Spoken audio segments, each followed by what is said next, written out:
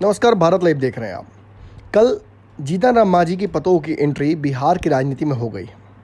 उन्होंने आते ही एक बड़ा विकेट गिरा दिया लालू परिवार का।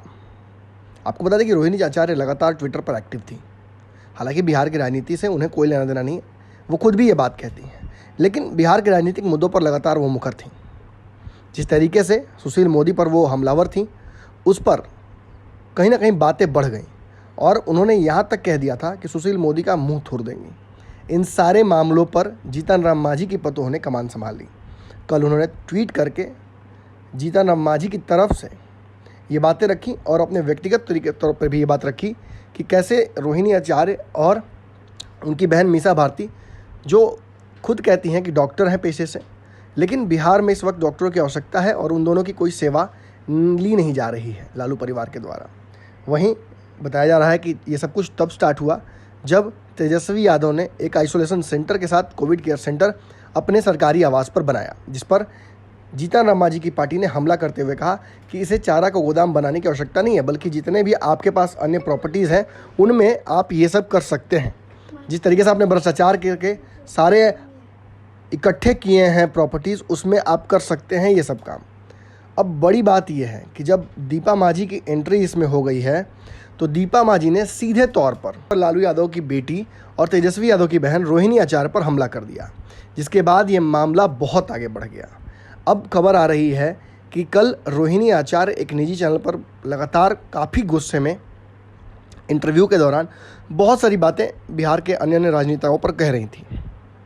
इस दौरान जीतन राम मांझी पर भी उन्होंने बातें कहीं और सुशील मोदी का तो उन्होंने नाम लेने से इनकार कर दिया। वहीं दीपा मांझी को उन्होंने कहा कि मैं उन्हें पहचानती नहीं हूँ। इन सारे मामलों पर दीपा मांझी आज फिर से ट्विटर का रुख करते हुए उन पर हमला की हैं और ट्विटर पर जो उनका ट्विटर आईडी है उसको टैग करते हुए उन्होंने क्या कुछ लिखा सुन लीजिए। वो लिखती हैं, हम तो मुसहरनी हैं, लेकिन मुसहरनी टाइप ई सिंगापुरिया काहे लड़ रही है। करोड़ों के फार्म हाउस में रहकर गरीबी का लेक्चर देना कोई इनसे सीखे। और फिर उन्होंने रोहिणी आचार्य को टैग कर दिया है। देखिए, भारत लाइव एक न्यूज़ चैनल के तौर पर इस भाषा का प्रयोग केवल न्यूज़ सेंस में कर रहा है। हम जो पढ़ रहे हैं वो सीधे तौर पर उनके द्वारा लिखे गए शब्द हैं। जिस तरीके से दीपा मांझी ये बात कह रही हैं कि वो खुद मुसहर हैं और मुसहर जाति से आती हैं, लेकिन जो संस्कार दिख रहा है रोहिणी आचार्य का, जिस तरीके से वो लड़ाई लड़ रही हैं ट्विटर पर, वो मुसहरनी टाइप लड़ रही हैं, ये वो कहना चाह रही हैं। यानी बिहार की राजनीति में जो बहू और बेटी की लड़ाई है ये काफ़ी आगे बढ़ गई है।